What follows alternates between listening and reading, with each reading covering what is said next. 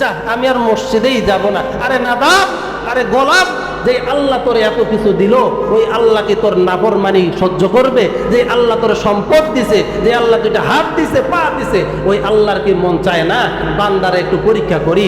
আমি আমার বান্দারে এত কিছু দিলাম, আমার কি মন চায় না আমি একটু আমার বান্দাটারে দেখি, বান্দাকে আসলেই আমারে ভালোবাসে না লোভে পইরা আমি সম্পদ দিতেছি, এই লোভে পইরা আমার জন্য সেজদা দেয়? আরে নাদান, আমার কি এই অধিকার নাই?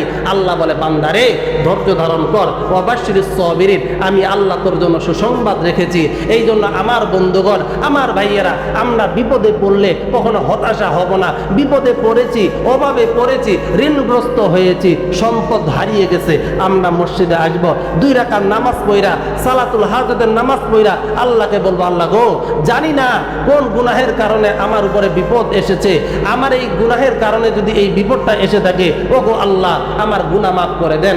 আমি বিপদে থাকলে আমার সংসারে অভাব, আমার সন্তানরা অনাহারে থাকবে, আল্লাহ গো আমারে মাফ করে দেন, আমাকে মাফ করে দেন, আমার গুনাহের কারণে আমার পরিবারকে শাস্তি দিয়েন না।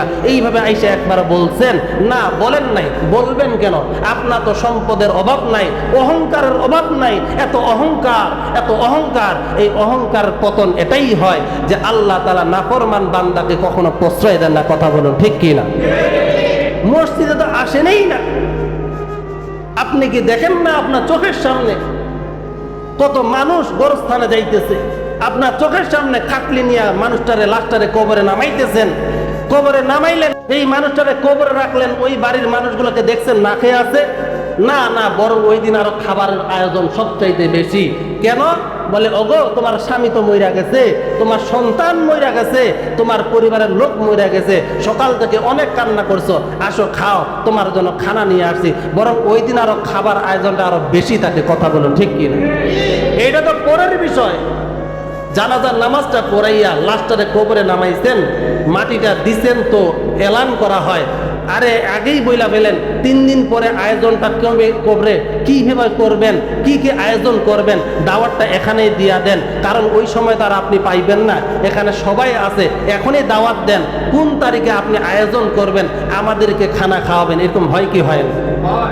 তাহলে আপনি কিসের জন্য ছুটতেছেন?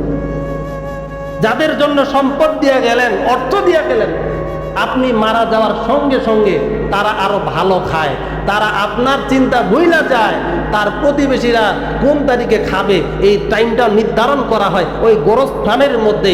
বাড়িতেও আসতে পারেন নাই, এই লোকের পিছনে আপনি ছুটতেছেন।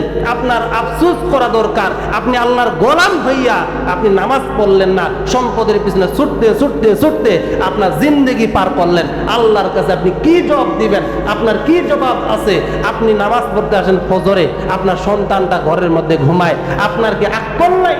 আপনার কি বিবেক নাই যে সন্তানটারে ঘরের মধ্যে ঘুমাইয়া আপনি নিজে মসজিদে আসলেন, সন্তানটারে নিয়ে আসলেন না? আল্লাহর কাছে কি জবাব দিবেন? যে সন্তান আপনাকে বলবে, বাবা আমার ঘর বানায় দাও, আমার ফার্নিচার দাও, আগে ওরে ঘরের মধ্যে বসাইবেন, আয় তোর লগে আর আমার বোঝা পড়া আছে, বোঝা পড়া শেষ কর, এরপরে তোরে ঘরও দিব, তোরে ফার্নিচারও দিব। বোঝা পড়া কি?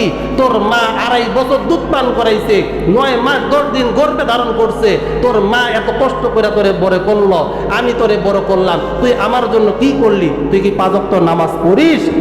তুই তো কুত্তার মতো দাঁড়ায় দাঁড়ায় প্রসাব করিস। একটা কুত্তারে সামনে রাখবেন, আর আপনার সেই ছেলেগুলা টাইট ফিটিং প্যান্ট পরে ওই এক জায়গায় প্রসাব করে, ছবি তুলে দেখবেন, কুত্তা যেমনে প্রসাব করে ওই যুবকটাও অমনেই প্রসাব করে, বরং কুত্তার চাইতে ওইটা আরো বেশি ফাইজলামি করে। কথা বলুন, ঠিক কিনা? কুত্তা তো এক জায়গায় প্রসাব করে, একটা দেয়ালে প্রসাব করে, আর এই যুবকটা বেহায়া, নির্লজ্জ, একবারে শয়তান, আল্লাহর জালেম শয়তান। এই শয়তানটা টাইট ফিটিং প্যান্ট পইরা সোজা তো দাঁড়ায় দাঁড়ায় 2 জন মিলে গল্প করে, দেখ আমারটা কত দূরে যায়, তোরটা কত দূরে যায়, আয় প্রতিযোগিতা করি। আল্লাহ লানত করবে এই শয়তানগুলোর উপরে, যারা পিতামাতার অবাধ্য সন্তান, পিতামাতা এত কষ্ট কইরা তাদেরকে অর্থ সম্পদ দিয়ে বড় করলো, 9 মাস 10 দিন গর্ভে ধারণ করলো, 2.5 বছর দুধ পান করাইলো, যেই মাটা, ওই মাটারে জাহান্নামে নিয়ে যায়, ওই বাপটারে জাহান্নামে নিয়ে যায়। এই শয়তানগুলা, এই সন্তানগুলারে এখনো সচেতন যদি না হয়, তাহলে এরাই কঠিন কিয়ামতের ময়দানে আপনাদেরকে টাইনা জাহান্নামে নিয়ে দেবে। কথা বলুন, ঠিক কি? নির্লজ্জ, বেহায়া, সারাদিন অশ্লীল ভিডিও দেখে, রাতের বেলা অশ্লীল ভিডিও দেখতে দেখতে রাতের বেলা ঘুমায়, হেডফোন লাগাই দিয়া গান শুনে আর ফজরের টাইমে আরো ঘন্টা বেশি চাইপা দেয়। এদেরকে দিয়ে আপনি কি চিন্তা করেন? ভবিষ্যৎ কি চিন্তা করেন আপনি? এত সম্পদ দিলেন, কি হবে এদেরকে সম্পদ দিয়া? একবারও আপনার জন্য দোয়া করে না, মসজিদে আসে না, শুধু চিন্তা করে দেন দেন দেন। আজকে এখানে ঘুরতে যাব, নবীজি সাল্লাল্লাহু আলাইহি সাল্লাম বলেন যে এই যুবকটা নিজের স্ত্রী ছাড়া বেগানা মহিলার হাত ধরবে, হাতে টাচ করবে, আল্লাহর কসম করে বলি কঠিন কিয়ামতের ময়দানে এই আসমান জমিন তার উপরে চাপাই দিলে যতটা কঠিন হবে না, বেগানা মহিলার হাত ধরার সঙ্গে সঙ্গে এর চাইতো কঠিন আযাব আল্লাহ তাআলা তাকে দিবে। নাউযুবিল্লাহ। এই বেহায়া ছেলেগুলো কেমনে ভালো হবে? কবে এরা সোজা হবে? কেন আপনারা সোজা করতে পারতেছেন না? এত বড় মসজিদ, কমপক্ষে 1000 মানুষ নামাজ পড়তে পারবে। রমজান মাসে জায়গা দেওয়া যাচ্ছে না, ফজরের টাইমে জায়গা দেওয়া যায় না, সেহরির টাইমে জায়গা দেওয়া যায় না, ইফতারের টাইমে জায়গা দেওয়া যায় না। যেদিনে ঈদ হয়ে গেল 2 কাটারও পাওয়া যায় না। কথা বলুন ঠিক কিনা? শুধু যুবকদেরকে গালি দিলে হবে না, আপনারাও শয়তান।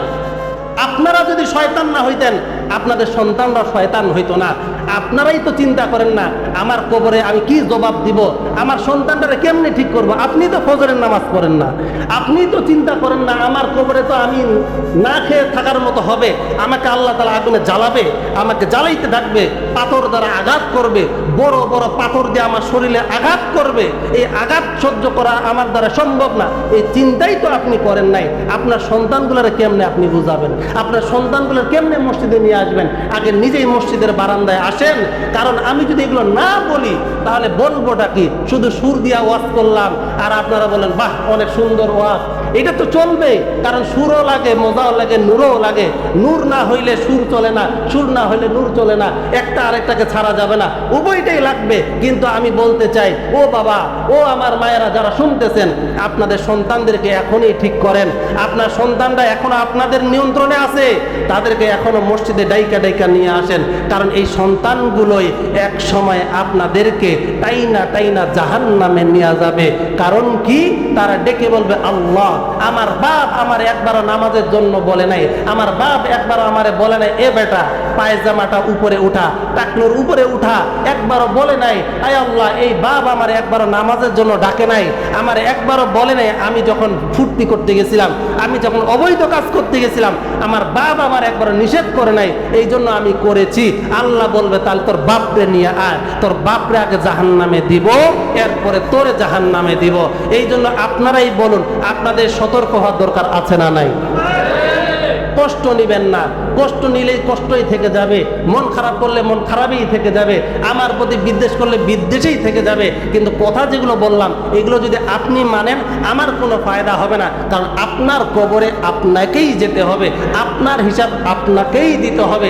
আমার কবরে হিসাব আমি দিব, আপনার কবরে হিসাব আপনিই দিবেন, একজন আরেকজনের হিসাব দিবে না। আরে